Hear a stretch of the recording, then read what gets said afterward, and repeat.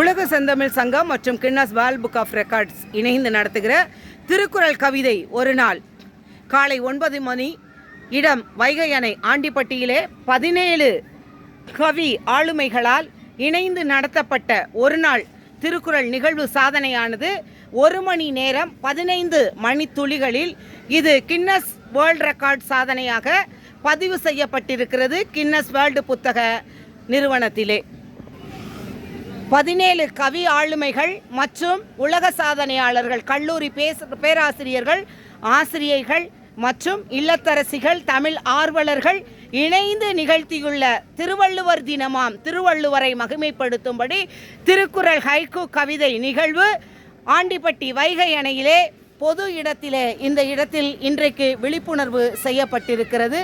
மக்களால் இது வரவேற்கப்பட்டு கின்னஸ் உலக சாதனை புத்தகம் இதை உலக சாதனையாக பதிவிடப்பட்டிருக்கிறது என்பதிலே பெருமிதம் அடைகிறோம். வாழ்க தமிழ்! இதனுடைய முக்கிய நோக்கம் திருக்குறள் தேசிய மயமாக்கப்பட வேண்டும் என்பதனால் இங்கே இணைந்து இங்கே திருவள்ளுவர் தினத்திலே இந்த விழிப்புணர்வை நிகழ்த்தியிருக்கிறோம். நன்றி, வணக்கம். மீண்டும் நல்லதோர் உலக சாதனையில் சந்திப்போம்.